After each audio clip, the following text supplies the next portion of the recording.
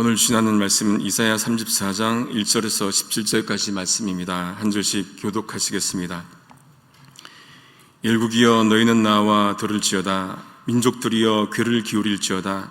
땅과 땅에 충만한 것 세계와 세계에서 나는 모든 것이여 들을지어다. 대저 여호와께서 만국을 향하여 진노하시며 그들의 만군을 향하여 분내사 그들을 진멸하시며 살육케 하셨은즉 그 살육당한 자는 내어 던진 바 되며 그 사체의 악취가 솟아오르고 그 피의 산들이 녹을 것이며 하늘의 만상이 사라지고 하늘들이 두루마리같이 말리되 그 만상의 쇠자나무 포도나무 잎이 마름 같고 무화과 나무 잎이 마름 같으리어라.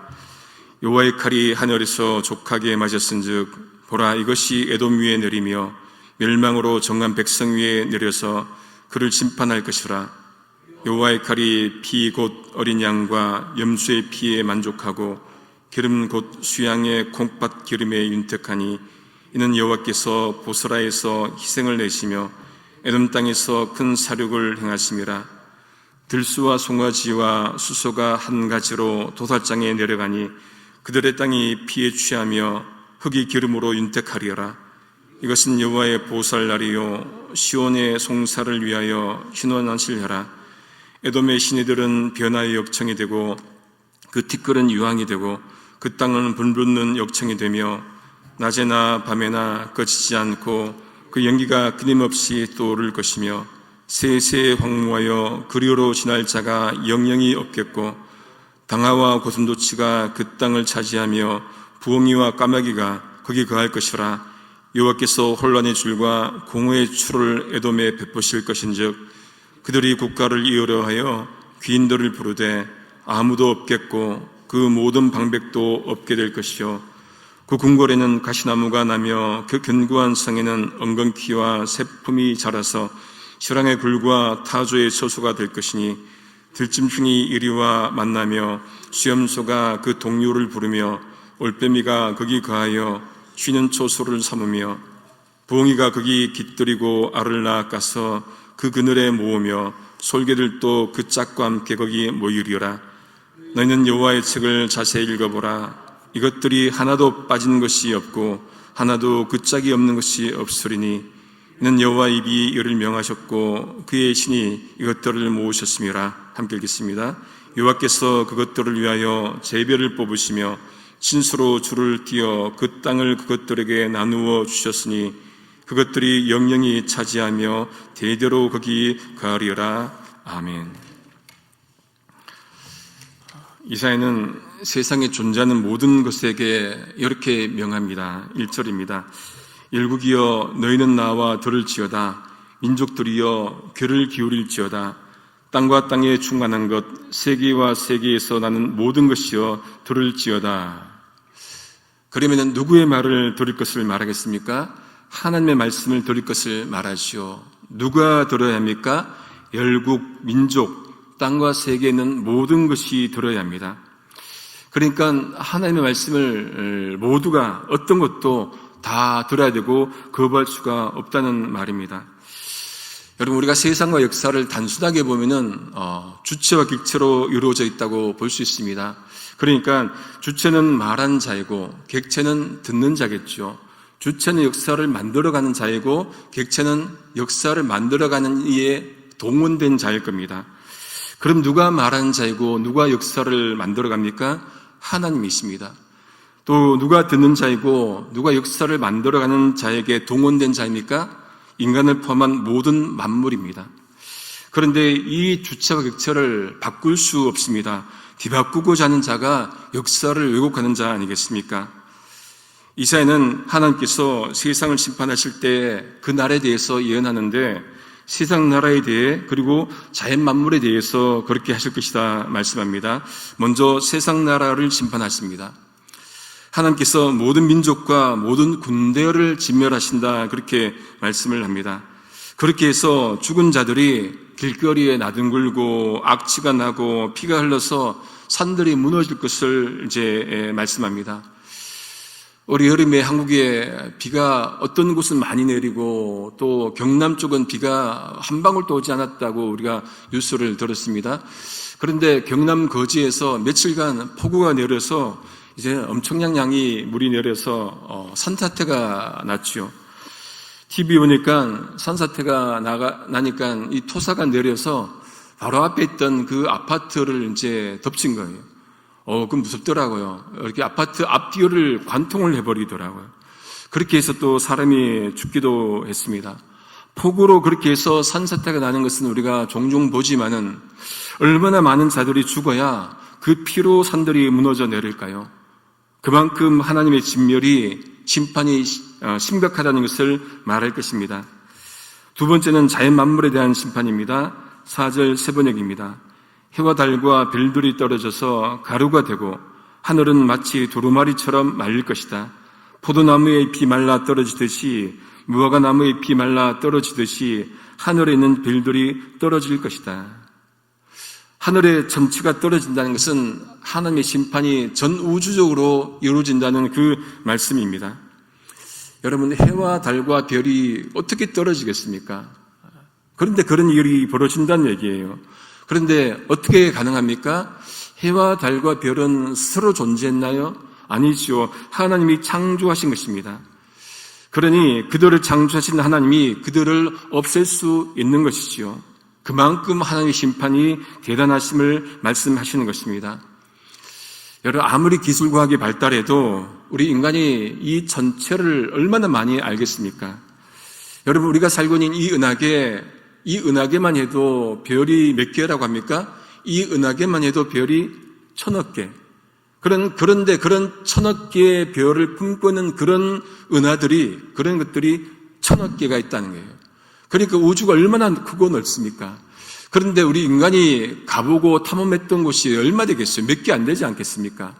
이 넓고 큰 우주를, 그런데 그 모든 것들을 이제 다스릴 분이 하나님이신데 그 모든 것들은 하나님의 주권 아래에 있음을 다시금 깨닫게 된다는 말씀입니다.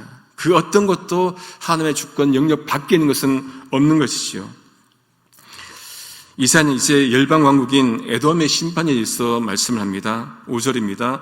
여호와의 칼이 하늘에서 족하게 마셨은즉 보라, 이것이 에돔 위에 내리며 진멸하시기로 한 백성 위에 내려 그를 심판할 것이라. 좀 선뜻한 표현인데 여호와의 칼이 하늘에서 족하게 마셨다. 이 표현은 하나님께서 이 하늘의 권세, 사탄 마귀의 권세를 진멸하셨다, 그 말씀이죠. 그렇게 하시고 난 다음에 하늘 전쟁을 끝내고 난 다음에 이 땅에 이제 에돔을 심판하실 것이다 말씀을 합니다. 에돔을 심판하는 모습이 또 끔찍합니다. 여호와의 칼이 이번에는 어린 양과 염소의 피에 흉건히 젖었다, 그렇게 말씀을 합니다. 마치 희생제사를 지내기 위해서 희생제물을 잡듯이 그렇게 에돔을 잡을 것이다, 그 말을 하는 거잖아요. 에돔의 수도인 보스라에서 백성을 크게 죽일 것을 말씀합니다. 에돔 조상인 에서는 어머니 리브아의 태속에서부터 이 야곱과 경쟁하고 싸우지 않았습니까? 출애굽한 이스라엘 백성들이 에돔 땅을 지나갈 때 에돔 왕이 허락지 않지요. 역대하 28장에 보면은 이 유다 12대 왕인 아하스 왕이 하나님 앞에 정직하지 않습니다. 그때 하나님이 아람을 통해서 유다를 이제 치시죠. 그런데 어떻게 합니까? 에돔이 또한 유다를 칩니다. 백성을 잡아가죠. 역사를 거쳐서 보면은 에돔은 항상 이스라엘을 공격하고 괴롭히고 그랬는데 그 심판이 이루어진 것을 보게 되는 것입니다. 이사야는 그렇게 하나님께서 에돔을 진멸하시는 그때가 어떻게 하는 날이랍니까? 주께서 복수하는 날이다. 그런데 한편으로는 시온을 구하여 주시고 보상해 주는 그런 해로 그렇게 규정을 합니다. 그러면서 복수의 모습을 쭉 열거를 하는데 어떻게 열거합니까? 9절에 보면은 에돔의 강들이 역청으로 변하고 혹은 유황으로 변한다, 그렇게 표현을 합니다. 무엇이 연상됩니까? 소돔과 고모라가 연상이 되지요.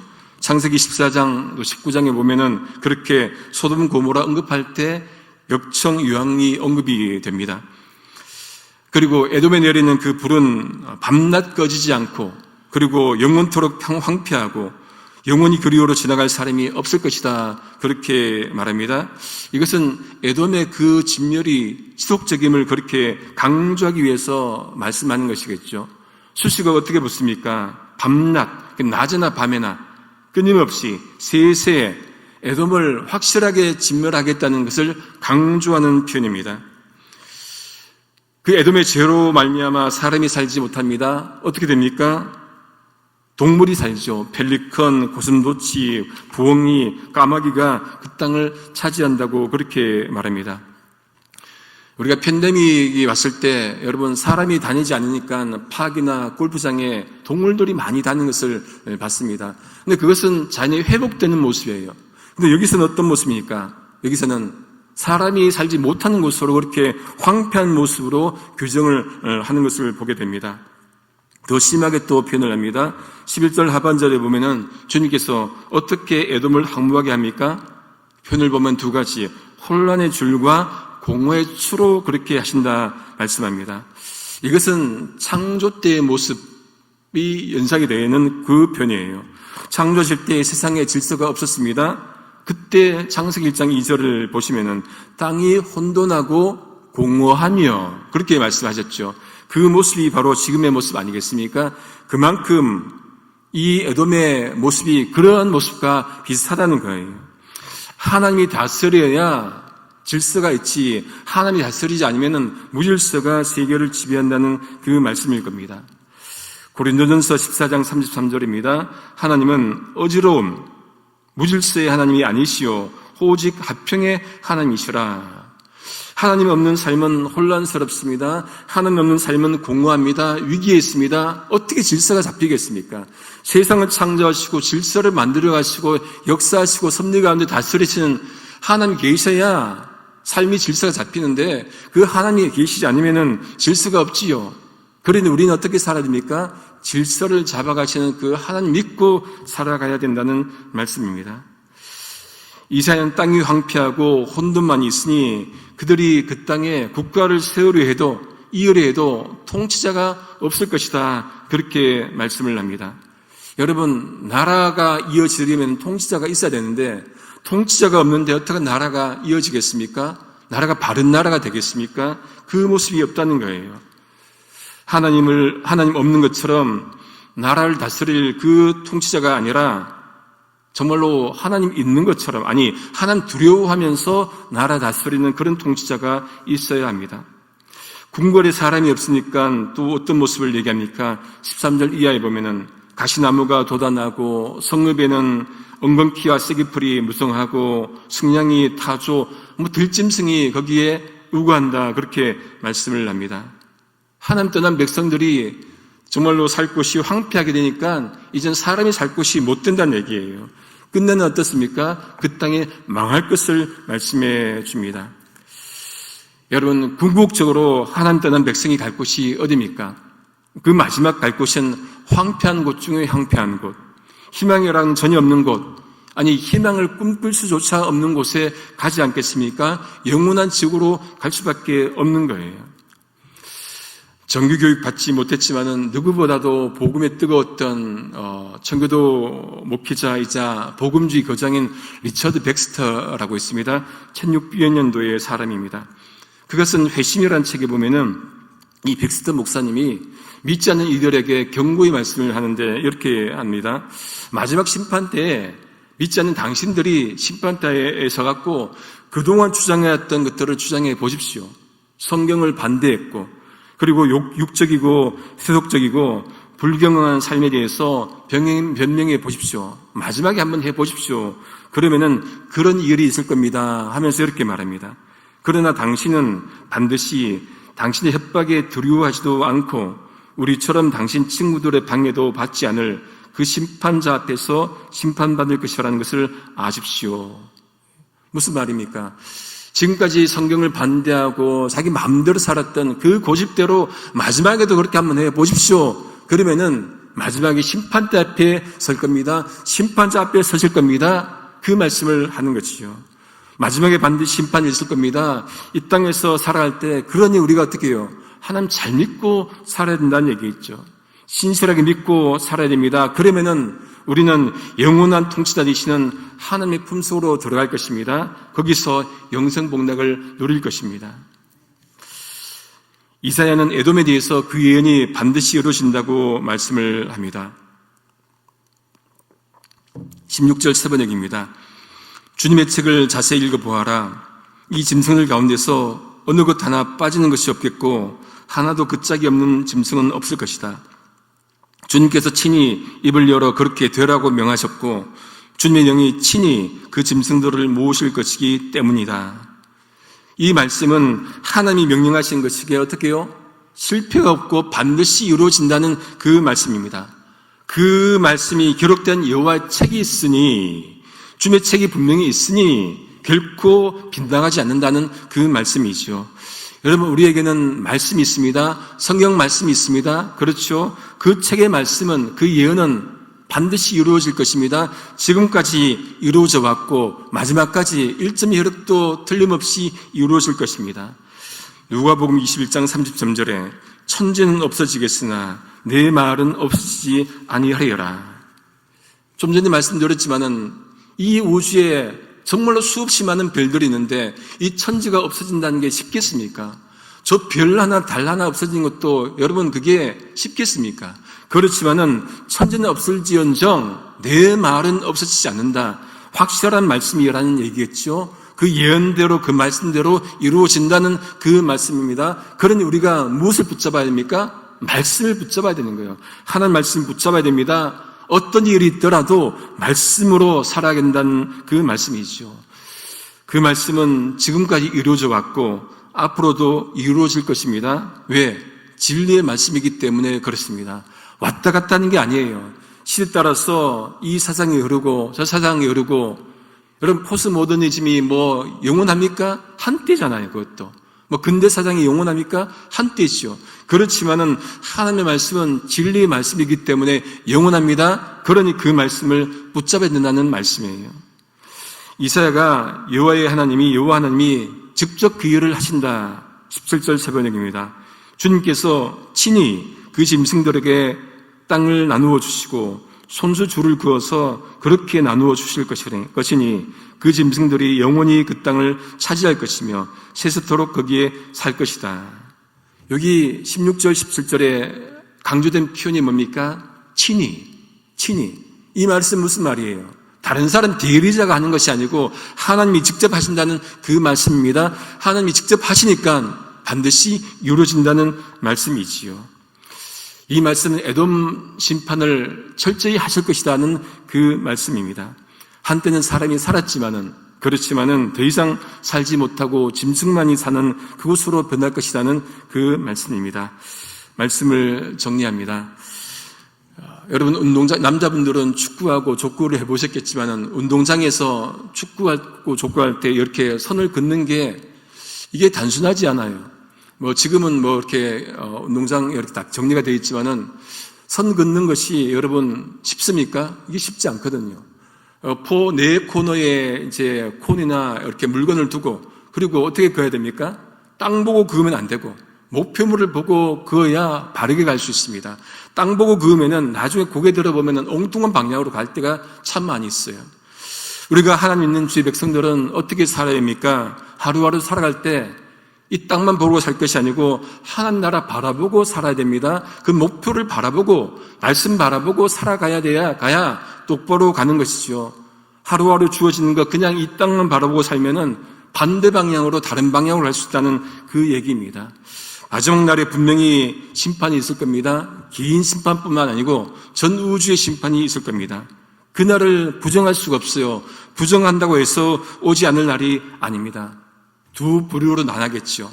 하나님 떠난 백성들은 그 마지막이 어떻겠습니까? 오늘의 표현대로 여호와의 칼보다 더 끔찍한 날을 맞이하겠지만은 마지막 하나님 믿는 백성들은 행복한 날, 즐거운 날, 복된 날일 겁니다. 하나님께서 악에 대해서 심판하시겠지만은, 그러나 하나님 믿는 백성들에게는 언약 삼으셨기 때문에, 언약 백성 삼으셨기 때문에 그 언약 지키실 것입니다. 그 약속 믿으며 오늘 하루 우리에게 주어진 일들을 정말로 최선을 다해서 이루어갈 수 있는 우리 모두 될 수 있기를 성부, 성자, 성령이신 삼위일체 하나님의 이름으로 소망합니다. 기도하시겠습니다. 하나님의 언약 백성들을 괴롭히고 하나님 믿지 않는 이들은 철저히 벌하시지만은 하나님 신실하게 믿고 살아가는 이들은 끝까지 지키시는 하나님 아버지 감사합니다. 우리가 이 땅을 살아갈 때 하나님 없는 혼란스러운 인생이 아니라 우주를 창조하시고 이 하루를 만드신 하나님을 바르게 알고 바르게 믿어서 하나님을 믿고 살아가는 것이 얼마나 감사한 일인지, 얼마나 복된 일인지 깨달을 수 있도록 은혜 더하여 주옵소서. 저희 교회 서럽기 안수 집사님으로 권사님으로 섬기실 분들을 주님 인도하여 주셔서 하나님의 몸된 교회를 정성으로 섬길 수 있도록 성령께서 역사하여 주옵소서. 예수님의 이름으로 기도드립니다. 아멘.